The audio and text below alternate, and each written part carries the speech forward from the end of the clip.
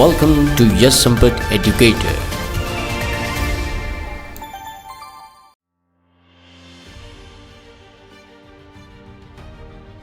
So hello everyone, welcome to yes Sampat educator. आज के video में हम लोग 18 नवंबर 2022 का हिंदू न्यूज़पेपर का एनालिसिस करेंगे। सो वंस अगेन जय हिंद to one and all who are watching this kind of the particular video over here. तो आज के एनालिसिस में हम लोग ये भी देखेंगे नासा का आर्टेमिस मिशन जो है तो है क्या, चांद के पार चलो। साथ ही साथ पॉलाजियन सिस्टम के बारे में भी आज हम लोग डिस्कस करेंगे। Before we going to start, I want to tell you that if you are preparing for the defence and UPSC examination like the combined defence services, air force common admission test, National Defense Academy, Indian Navy, INET, Air Force Group X and Y, Territorial Army, UPSC Civil Services Examination, and if we are preparing for the banking examination like the IBPS Clerk, IBPS PO, IBPS RRB, SBI Clerk, SBI PO, RBI Grade B. So don't worry, batch is launched by the Yes Sampat Educator. So what are you waiting for, guys? Just call on 9773230619. And if you want to follow me in this kind of the particular social media platform, so you can just follow me in the Instagram, in the YouTube, and in the Facebook over here. Okay, so you can enroll in this kind of the particular courses, and just I want to tell you that online platform is available over here. So before we going to start this kind of the particular analysis, I want to introduce myself. So hello everyone, once again Jai Hind to all of you. This is Yes Sampat. By profession I am an engineer and by passion I am an educator.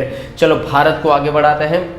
You can just follow me in the Facebook, Instagram and the YouTube also. Is it clear? So let us discuss the first slide with the question. Okay, so what is the name of India's first privately developed rocket? उसके बारे में मैंने आप लोगों को पूछा था, जो आपका करेक्ट आंसर आप लोगों को मुझे कमेंट सेक्शन में देना था। तो करेक्ट आंसर रहेगा Vikram S. Okay, let us move on the next question.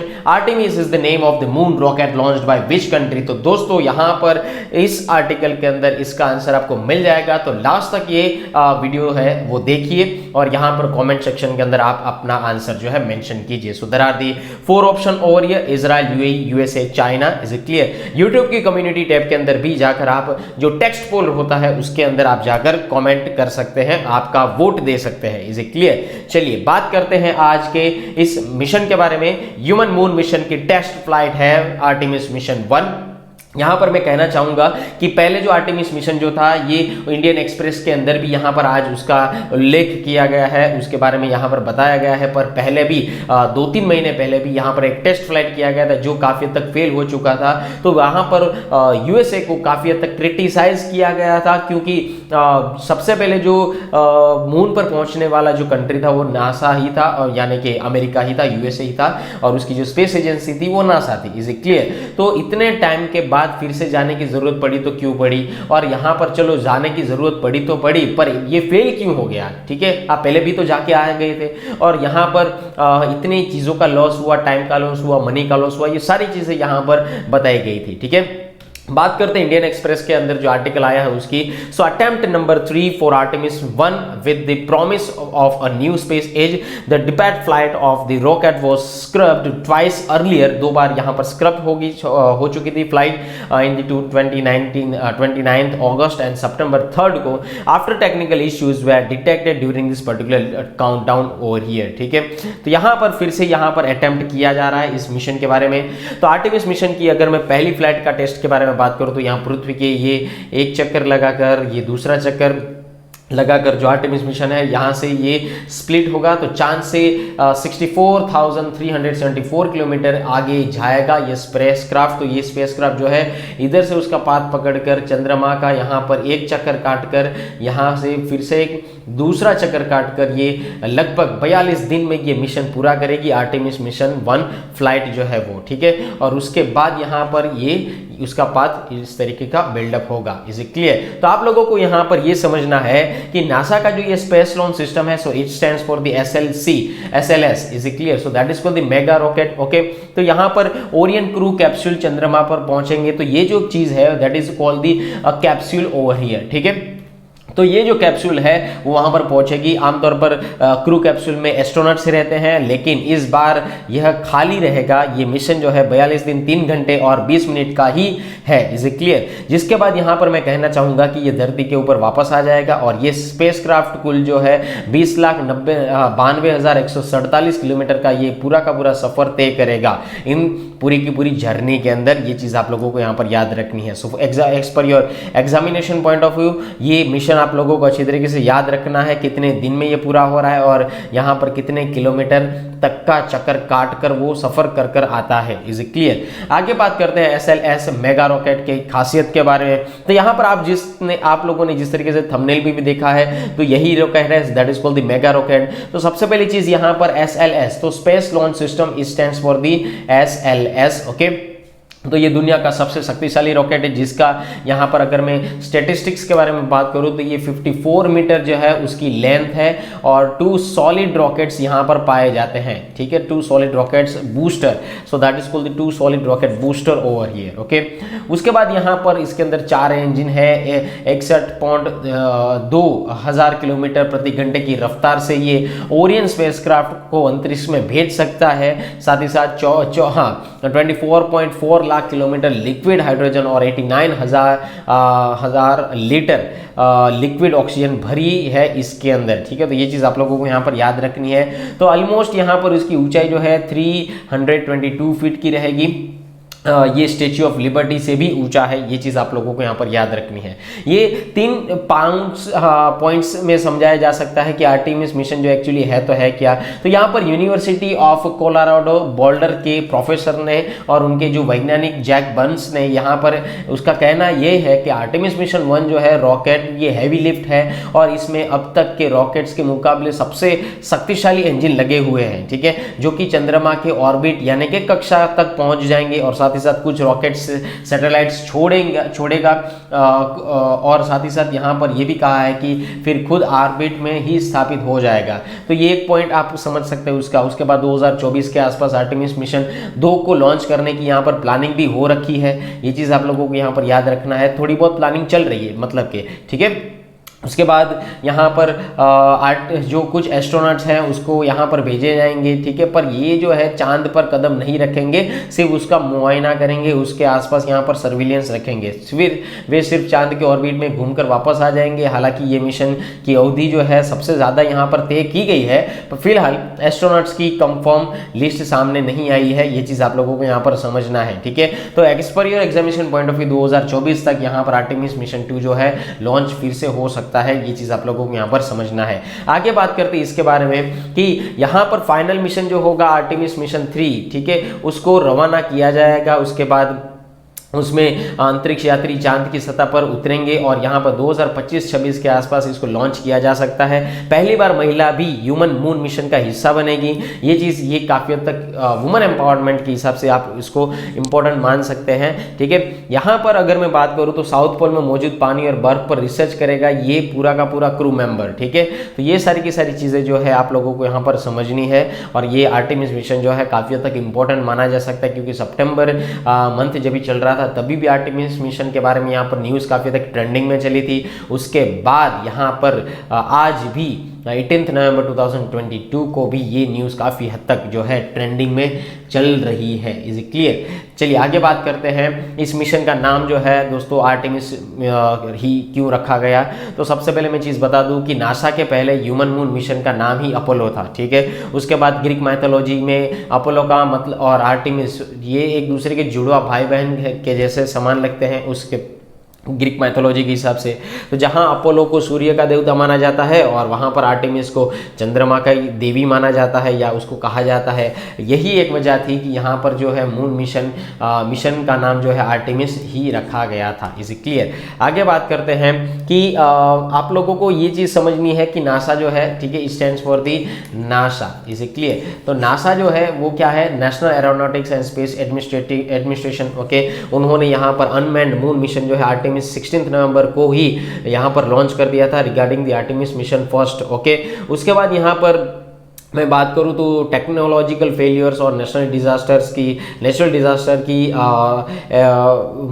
होने की वजह से यहाँ पर 2 महीने जो है ये थोड़ा बहुत सिस्टम डिले हो गया और स्पेस लॉन्च सिस्टम रॉकेट जो है यहाँ पर उसको मैं कह सकता हूँ कि Kennedy space centre in cape Canaveral Florida से उसको लिफ्ट किया गया था regarding the space launch system को। ठीक है, and guys I want to tell you that if you are the new family member of this particular channel, so guys please subscribe this particular channel for the future and further notification and grow your knowledge with respect to this particular channel over here. So please subscribe this channel that is called the Yes Sampat Educator, okay, in the YouTube. Let us move on the next one.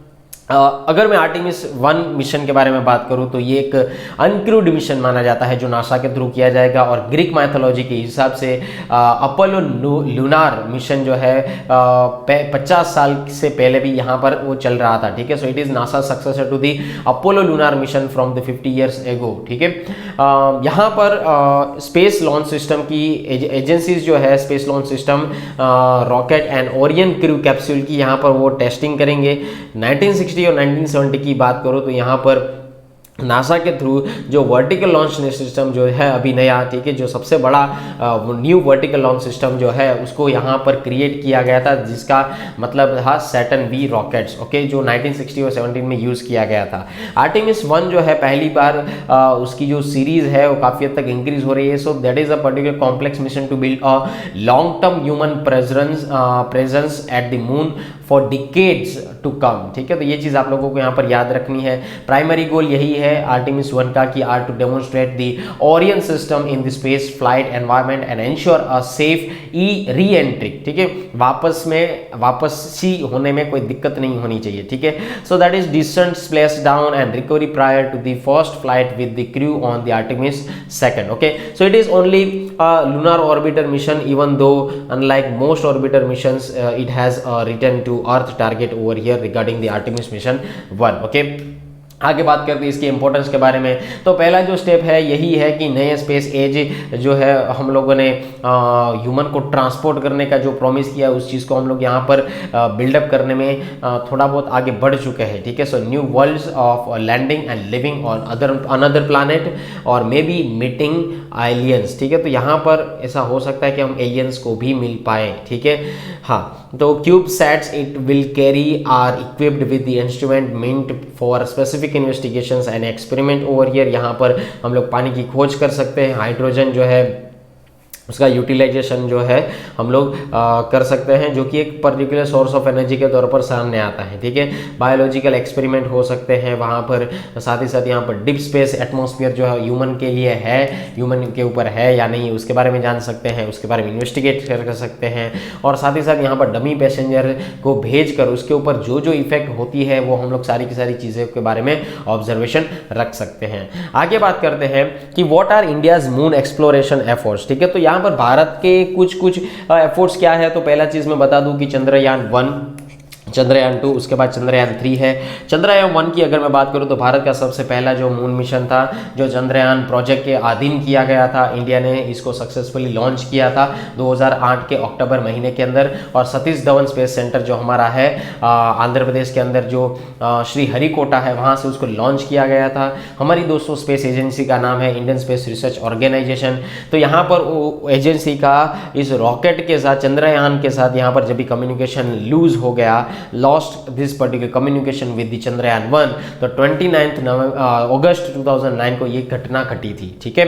Chandrayaan 2 की अगर मैं बात करूं तो यहाँ पर चंद्रयान 2 जो है India second mission to the moon and comprise a fully indigenous orbiter, ठीक है, जिसमें लैंडर और रोवर दोनों चीजें अवेलेबल थी, ठीक है। Lander it stands for the Vikram and rover it stands for the Pragyan, okay.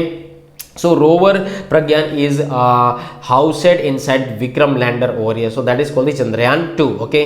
Chandrayaan 3 की अगर मैं बात करूँ सो ये जो है इसरो ने यहाँ पर इसको रिसेंटली अनाउंस किया था कि यहाँ पर इंडिया का थर्ड लूनार मिशन जो है वो चंद्रयान 3 रहेगा। So which will comprise a lander and rover. तो यहाँ पर उसके जैसे कि 2 के अंदर लैंडर और रोवर भी थे, तो यहाँ पर 3 के अंदर भी हम लोग कंप्राइज करने की बातचीत चल रही है, ठीक है। सॉरी, हाँ, आगे बात करते हैं नेक्स्ट आर्टिकल के बारे में। तो दोस्तों ये जो आर्टिकल है आप लोगों को हिंदू न्यूज़पेपर जो है 18 नवंबर फ्राइडे के अंदर सबसे पहले पेज के ऊपर मिल जाएगा। इस आर्टिकल को आप जीएस पेपर नंबर 2 पॉलिटी से आप रिलेट कर सकते हैं। So Supreme Court agrees to list plea for collegium system review over here. So Chief justice of India DY Chandrachud on Thursday agreed to list in due course of writ petition to reconsider the collagen system of judicial appointments to the Supreme Court and the High Court। तो यहाँ पर किरण रिजिजू, ठीक है, तो ये एक union law minister है at a function on the 18th October. Now where in the world accept India is there a practice that जजेस अपॉइंटमेंट देयर ब्रदर्स एज जजेस, ठीक है। तो दोस्तों यहाँ पर एक्चुअली कॉलेजियन सिस्टम क्या है कि अगर आपको कोर्ट के अंदर कई नई जजेस का ट्रांसफ़र करना है या अपॉइंटमेंट करना है, तो यहाँ पर कॉलेजियन सिस्टम जो है उसके यूज़ किया जाता है, जिसके अंदर यहाँ पर पुराने जो चीफ जस्टिस ऑफ इंडिया थे, ठीक है, यानी कि जो रिटायर होने वाला है चीफ जस्टिस ऑफ इंडिया, वो एक नाम रेकमेंड करते हैं, और नाम रेकमेंड करने के बाद ये जो नए रिकमेंडेशन नाम के हिसाब से बाद में उसका सिलेक्शन होता है, ठीक है। तो यहाँ पर ऐसा भी कहा गया है कि अगर ऐसी चीज़ें चलती रही तो नया नाम तो कोई आएगा नहीं, यहाँ पर अपने अपने चीफ जस्टिस ऑफ इंडिया जो है अपने अपने फैमिली मेम्बर्स को बिठा कर चले जाएंगे, इस तरीके की यहाँ पर बातचीत किया गया है, ठीक है। तो ये चीज़ आप लोगों को यहाँ पर याद रखनी है। तो हमारे जो अभी चीफ जस्टिस ऑफ इंडिया बन चुके हैं उनका नाम है DY चंद्रचूड़ सर, ठीक है। तो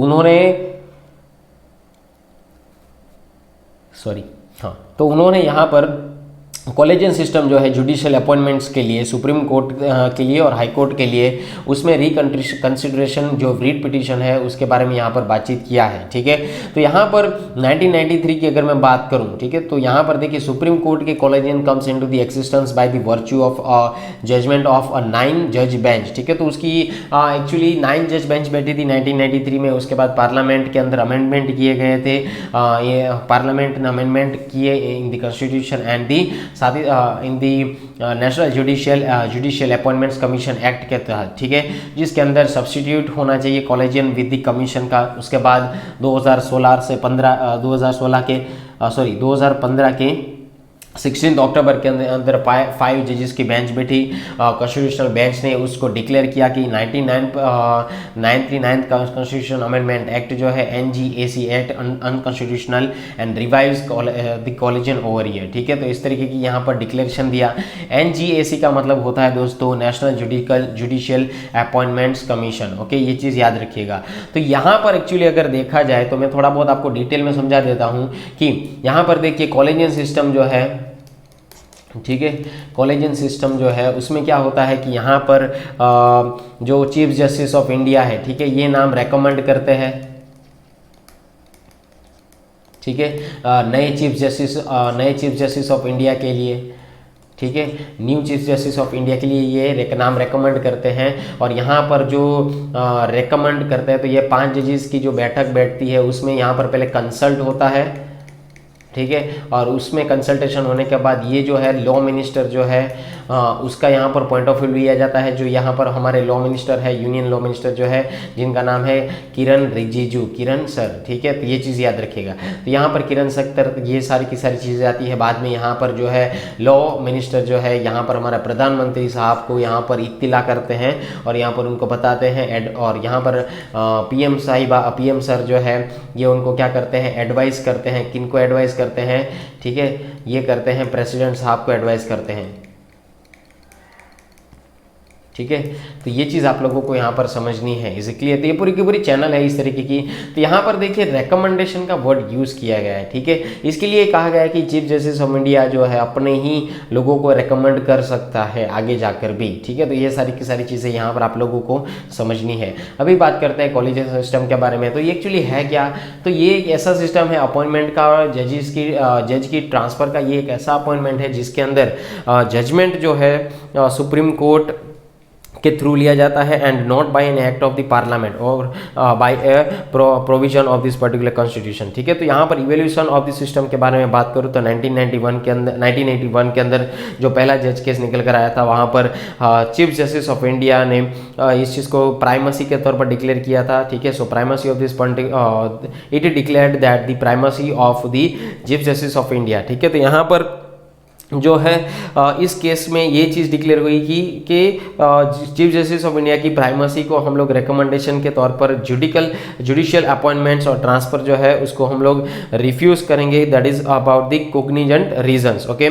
सो यहाँ पर ruling gave the executive primacy over the judiciary in judicial appointments for the next 12 years over here। उसके बाद 1993 के अंदर जो सेकंड जजेस के केस निकल कर आए थे, जिसके अंदर सुप्रीम कोर्ट ने कॉलेजियन सिस्टम को इंट्रोड्यूस किया था और वहाँ पर constitutional really mean this concurrence, okay. उसके बारे में यहाँ पर बताया गया। और यहाँ पर जो है चीफ जस्टिस ऑफ इंडिया का ये इंडिविजुअल ओपिनियन नहीं रहेगा, ठीक है। So it added that it was not the chief justice of India individual appointment. तो यहाँ पर ऐसा कहा गया कि जो चीफ जस्टिस ऑफ इंडिया है वो उस बैठक में तो बैठते ही है, ठीक है, उस जुडिशियल कमिटी कॉन्स्टिट्यूशनल बेंच के अंदर तो बैठते ही है, पर उसके अंदर एक ऐसा पर्सन होना चाहिए जो एक अलग से हो, ठीक है, एक अलग से हो। तो उसके बारे में यहाँ पर बातचीत किया गया। So but an institutional opinion formed in the constitution with the 2 senior most जजेस in the Supreme Court over ये, ठीक है। उसके बाद थर्ड केसेस के अंदर बताया गया 1998 के अंदर कि ये प्रेसिडेंट जो रेफरेंस करेंगे आर्टिकल 143 के तहत। तो यहाँ पर आप लोगों को ये याद रखना है कि कॉलेजियन सिस्टम जो है 5 मेंबर से बनता था, ठीक है। तो यहाँ पर supreme chief justice of India जो है उसको इंक्लूड कर 5 मेंबर्स, ठीक है, जिसके अंदर 5 सीनियर मोस्ट कॉलेजेस होंगे, ठीक है। तो ये सारी की सारी चीज़ें आप लोगों को यहाँ पर समझनी है। आगे बात करते हैं कि भाई who had this particular collegian system. तो याद रखिएगा चीफ जस्टिस ऑफ इंडिया जो है इस चीज़ को हेड करते हैं कॉलेज सुप्रीम कोर्ट की कॉलेजियन सिस्टम को, and comprise is 4 other senior most जजेस ओवर हियर, ठीक है। एंड हाई कोर्ट की कॉलेजियन सिस्टम की अगर मैं बात करूँ, so that is it is lead by the incumbent Chief justice of India and 2 other senior most जजेस of that court over here, ठीक है। यहाँ पर जजेस हायर जुडिशरी के जजेस की अगर हम लोग बात करें तो उसकी अपॉइंटमेंट जो होती है दोस्तों कॉलेजियन सिस्टम एंड गवर्नमेंट के रोल के हिसाब से होती है after names have been decided by the collegium over here, okay. तो ये उसकी आप लोगों को अच्छी तरीके से यहाँ पर इंफॉर्मेशन याद रखनी है regarding the collegian system. UPSC के अंदर ये काफ़ी हद तक पूछा गया है, उसके एमसीक्यूज पूछे गए हैं रिगार्डिंग द आर्टिकल ऑल्सो और regarding the static GK and current affair also, okay. आगे बात करते हैं कि यहाँ पर प्रोसीजर है तो है क्या जुडिशियल अपॉइंटमेंट्स की। तो यहाँ पर अगर देखा जाए तो चीफ जस्टिस ऑफ इंडिया के लिए प्रेसिडेंट साहब ही चीफ जस्टिस ऑफ इंडिया को और अदर सुप्रीम कोर्ट के जज को अपॉइंट करेंगे। यहाँ पर chief justice of India is concern the outgoing chief justice of India recommends his success. जैसे कि यहाँ पर उदय उमेश ललित सर थे, जस्टिस उदय उमेश ललित सर ने यहाँ पर justice D Y Chandrachud sir का यहाँ पर नाम रेकमेंड किया था, ठीक है।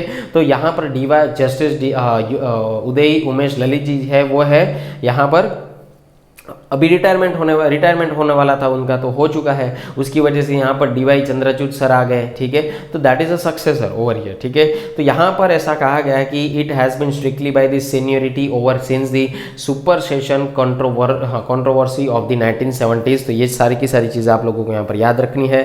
सुप्रीम कोर्ट के जज की अगर मैं बात करूँ तो यहाँ पर 4 अदर जज ऑफ द सुप्रीम कोर्ट यहाँ पर एक चीफ जस्टिस ऑफ इंडिया के द्वारा इसको इनिशिएट किया गया था। So the Chief Justice of India consults the rest of the collegians members as well as the senior most judge of this particular court hailing from the high court to which the recommended person belongs to over here, okay। तो यहाँ पर कंसल्टीज जो है उन्होंने अच्छी तरीके से ये सारी की सारी चीज़ें कही है। तो यहाँ पर आप देख सकते हैं कि collegium sends the recommendation to the law minister. तो हमारे लॉ मिनिस्टर है किरण रिजिजू सर, ठीक है। बाद में वो प्राइम मिनिस्टर को ये सारे के सारे डॉक्यूमेंट्स फॉरवर्ड करेंगे, फाइल फॉरवर्ड करेंगे, और प्राइम मिनिस्टर साहब जो है ये प्रेसिडेंट सर को यहाँ पर एडवाइस करेंगे, ठीक है। ये चीज़ याद रखना है आप लोगों को। आई होप सो आप लोगों को ये आर्टिकल अच्छी तरीके से समझ में आया होगा। आगे बात करते हैं नेक्स्ट आर्टिकल के बारे में।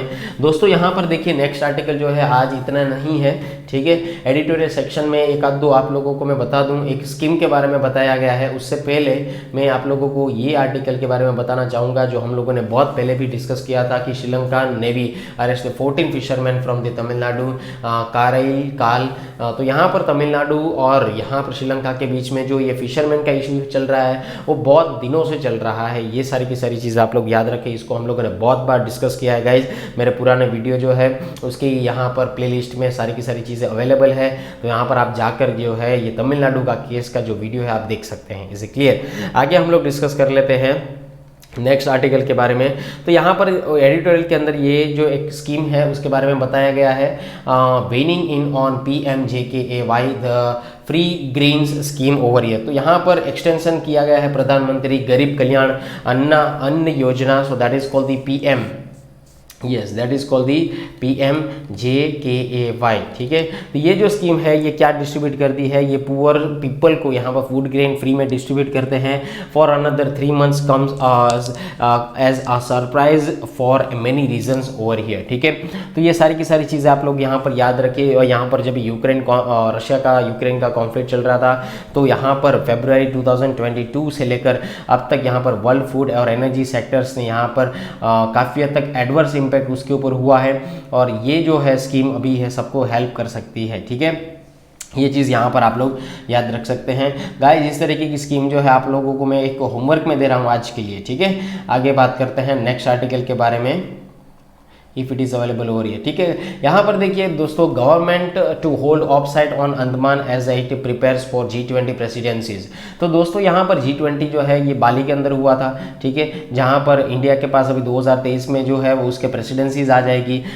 इंडिया के पास G20 की 2023 के अंदर उसकी क्या आ जाएगी, प्रेसिडेंसीज आ जाएगी। ये चीज़ आप लोगों को यहाँ पर याद रखनी है। अब यहाँ पर इस मीटिंग के अंदर देखिए कि क्या क्या चीज़ें डिस्कस हुई थी। ठीक है, सो of site of the 30 to 40 diplomats जो है, ठीक है, वो यहाँ पर आएंगे। ठीक है, जो ताज एक्सोटिक होटल है वहाँ पर रुकेंगे हवालॉक आइलैंड के अंदर 25 से लेकर 27 नवंबर तक। और यहाँ पर G20 Sherpa Amitabh Kant and shows Sherpa Abhay Thakur and G20 national coordinator and farmer foreign secretary Harsh Shringla will give them a preview of India's plans for the next year of its presidencies. Okay, तो यहाँ पर भारत की जो 2023 के अंदर जो भारत प्रेसिडेंसीज संभालेगा, ठीक है, जिम्मेदारी संभालेगा, तो उसमें जो भी मैनेजमेंट करना रहेगा ये लोग करेंगे। ठीक है, इस हिसाब से।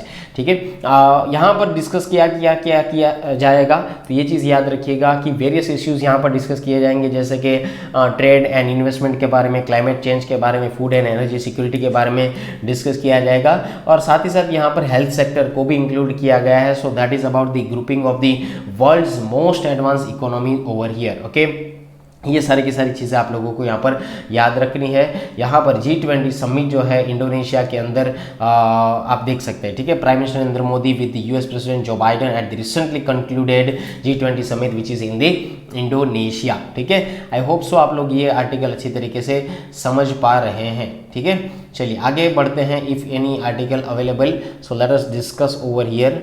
यहाँ पर देखिए एक आर्टिकल आया है दोस्तों, rhino horns trafficked with the impunity report. ठीक है, तो यहाँ पर राइनो के जो हॉर्न्स है उसकी तस्करी की जाती है। तो seized rhino horns being burned by the Assam forest department. तो यहाँ पर आसाम फॉरेस्ट ने इस तरीके के राइनो को जो है जला दिया है, इसकी वजह से उसकी तस्करी ना हो, इसको यहाँ पर कह दिया है। तो यहाँ पर देखिए ये जो फॉरेस्ट डिपार्टमेंट है नियर काजीरंगा नेशनल पार्क के पास ही था। ठीक है, 2021 के अंदर इस चीज़ को जलाया गया था, ये चीज़ याद रखिएगा। तो गाइज यहाँ पर काजीरंगा नेशनल पार्क जो है वो कहाँ पर है, ये मुझे कमेंट सेक्शन में आप लोगों को हर रोज़ बताना रहेगा। इस तरीके के क्वेश्चंस के बारे में आंसर्स देने रहेंगे। ठीक है, आगे बात करते हैं राइनो के बारे में कि यहाँ पर साउथ अफ्रीका, जाम्बिया, जाम्बिक, Malaysia, Mozambique, Hong Kong special administrative region और वियतनाम एंड चाइना के अंदर इस तरीके की जो कंट्रीज़ है जहाँ पर ट्रांजिशनल क्राइम्स जो है, टेररिस्ट जो है वो देखने को आप लोगों को मिल सकते हैं।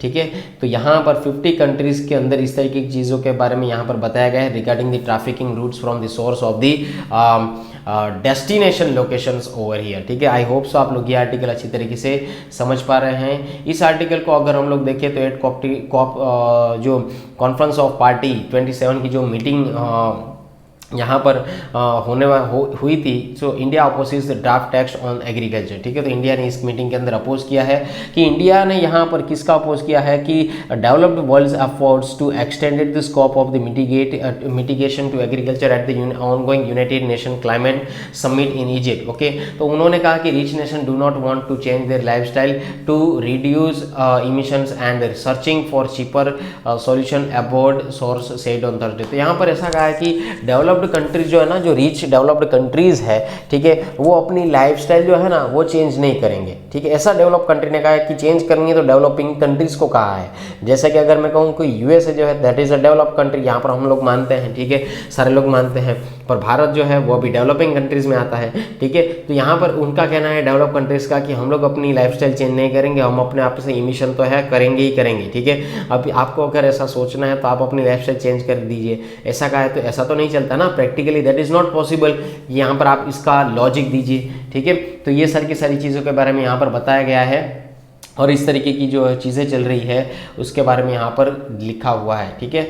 अभी यहाँ पर इस आर्टिकल में इतना डिस्कस करने जैसा कुछ है नहीं। यहाँ पर एक बार देख लेते हैं कि भारत के अंदर पहली बार ऐसा हुआ कि 6 महिलाओं ने आर्मी ऑफिसर की जो स्टाफ कोर्स ट्रेनिंग है उसको कंप्लीट किया। So for the first time 6 women army officers have cleared the defence services staff course DSSC and defence service technical staff course DSTSC exam जो है उन्होंने किया, कंप्लीट किया और सितंबर में ये एग्जामिनेशन था। Guys I want to tell you that यहाँ पर आर्मी, एयरफोर्स और नेवी के अंदर बहुत ज़्यादा स्कोप्स है, ठीक है। अगर आप ऐसा सोचते हैं कि हाँ आप कर सकते हैं, आप फिजिकली फिट है, ठीक है, तो एक बार यहाँ पर आप उस फील्ड के बारे में सोचिएगा, ठीक है। चलिए आगे बात करते हैं। If any article is available over here, otherwise conclude करते हैं। आई होप सब सारे के सारे अच्छे अच्छे आर्टिकल जो है हम लोगों ने डिस्कस तो कर ही लिए हैं।